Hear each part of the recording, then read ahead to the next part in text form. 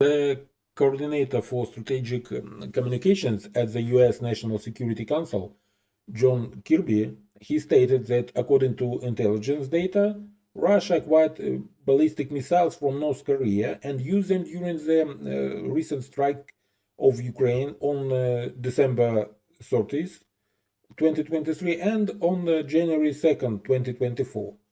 In connection with this, let's explore what ballistic missiles North Korea has in its arsenal and how dangerous they are. First and foremost, it is worth noting that Russia has been seeking a supplier of ballistic missiles since 2022 because they have extremely limited production of its own missiles of this type, specifically Iskander, short-range ballistic missile system, and they have a very high demand for them. So Moscow has been attempting to obtain similar missiles from Iran during this time. In 2022, the first information emerged that Russia was interested in Iranian ballistic missiles, Fateh 110 and Zolfahar. However, as time revealed, Tehran was not in a hurry to transfer this weaponry, and Pyongyang was more willing, and they were forced to provide Russia with such weapons. Regarding North Korean missiles, it is important to note a few key points. Firstly, nearly all of them are based on Soviet, Chinese, and later Russian models, making them very similar in their characteristics. Second point is that the official specifications of North Korean missiles are there for reference only, as nobody knows how accurately they correspond to reality. And thirdly, North Korea is such a closed country that all information about its military research is so classified that even the names of their missiles are Western classifications, not the actual designation of the missiles, not the North Korean actual designation of the missiles. And first we should mention the missiles that Russian propaganda actively discussed right after Sergei Shoigu visit to Pyongyang and the subsequent arrival of Kim Jong-un in Russia. It was then that information appeared on Russian media about North Korea's readiness to transfer KN-9 and the KN-25 missiles to Russia. Although these are not ballistic missiles, but rather 300mm and 600mm rocket projectiles, respectively. Even this prospect brought immense joy to Russians. So, KN-9 is a 300mm rocket projectile similar to the BM-300 Smerch. But its platform is not only based on Smerch rocket, but also incorporates some elements from Chinese A-100 and borrowing the launcher vehicle concept from the Chinese Weishi SY-300 launcher. So it is difficult to say to what extent KN-9 rocket projectiles, the missiles, are compatible with Smerch. Do they need their own launcher, or can they be directly used in Smerch? And it is difficult to say because even the standard classical 152mm and 122mm Soviet shells are a bit different in their North Korean execution. So let's talk about ballistic missiles. First we will talk about KN-23, and most likely it was this missile that was used in the attack on Ukraine on December 30 and January 2nd. At least on January 2nd, a missile resembling KN-23 hit Kharkov. First and foremost, the debris of this missile revealed its connection to KN-23 through similarities with Iskander. So it was similar to Iskander, so probably it was a North Korean derivative KN-23. And it was similar but not identical, so it was not Iskander. For instance, the shape of the aerodynamic control surfaces on the tail of the North Korean missile is different from its Russian counterpart. They are shorter, they have this flat, smooth base and not rounded as in Iskander. You can see here. KN-23 was first showcased in North Korea in 2019, immediately drawing the attention of Western experts due to its striking resemblance to the Russian Iskander. At that time, Russia was solidifying its connections with Iran and North Korea, including the transfer of various technologies and including the transfer of missile-related technologies to these countries.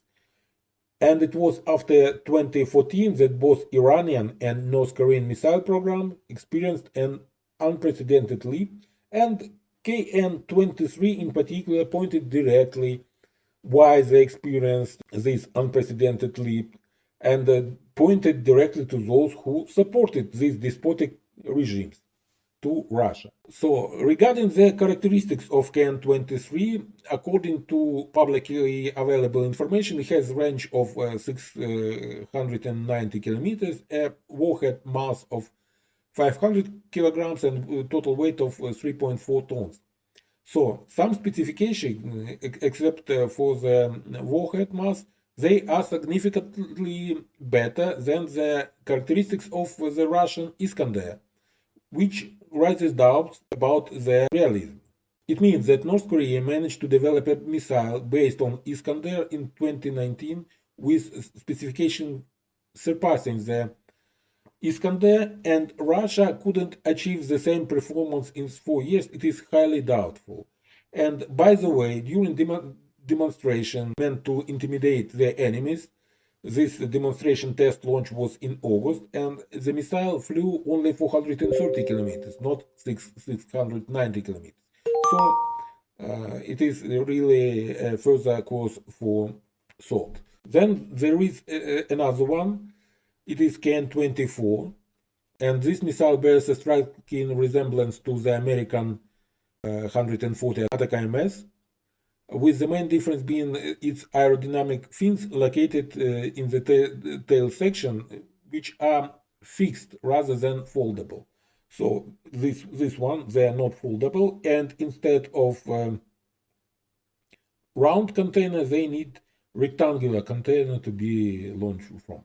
So, according to specifications, this missile has a range of 400 kilometers. It is probably larger than ATACMS. The warhead mass is 400 or 500 kilograms. Flight speed is Mach 6.2. And overall, the KN-24 is improved version of KN-02 Toxa, which was developed based on the Soviet .U. Enhancements were made by incorporating technologies used in the creation of the KN-23, particularly borrowing the booster from this missile. In other words, KN-24 is a Soviet .U upgraded with technologies from the Iskander short-range ballistic missile system. And at the same time, the most mass-produced ballistic missiles of North Korea can be considered as versions of 17, better known as SCAD.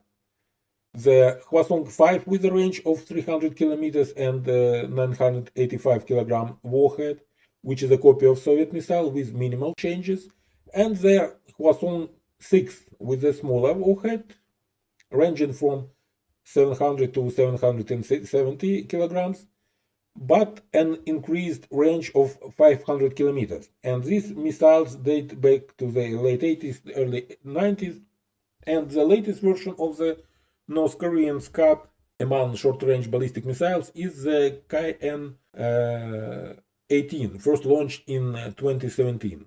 It has a range of 450 kilometers, and accuracy is better than plus minus 1 kilometer in hitting the target. And this is supposedly this KN-18 rocket in this slide. A little bit more about these two missiles, Hwasong-5 and Hwasong-6. Hwasong 5, this missile is based on R-17, as I told, short-range ballistic missile Scud-B, which was transferred to North Korea through Egypt in the 1980s. At that time, with the assistance of China, North Korea managed to improve the engine and increase the missile's range to 340 kilometers, while maintaining the unchanged warhead weight of approximately 1,000 kilograms. In 1985, Iran acquired about 100 Hwasong 5 missiles from North Korea, along with the transfer of missile technology, enabling Iran to develop their own Shahab-1 missile. In 1989, the United Arab Emirates purchased the Hwasong 5 missiles from North Korea, but they quickly faced consequences. They had to take the missiles out of service due to the very low quality of the product. In 2008, North Korea transferred the Hwasong 5 technology to Myanmar.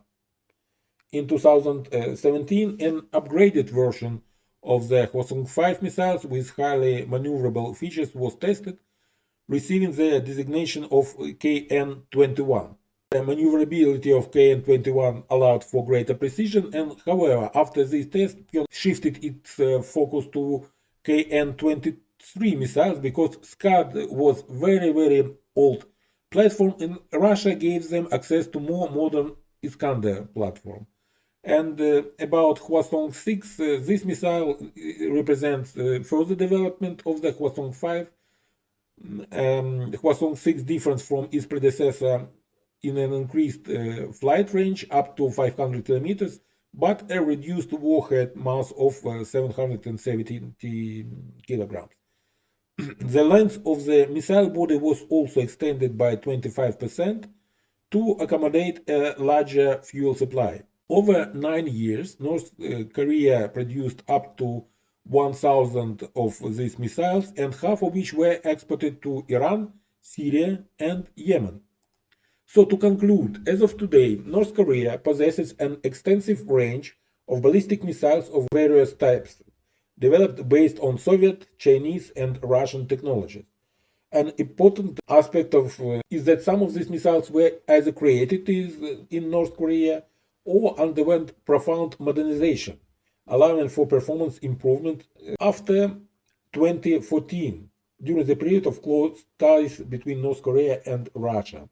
Some missiles, such as KN-23, are practically identical copies of Russian Iskander missile. However, for many years, the international community turned a blind eye to the fact that with Russia's assistance, the despotic North Korea was militarizing. As a result, North Korean missiles were not only successfully produced and exported, but also employed in wars and conflicts. And right now, they are employed in conflict in Ukraine.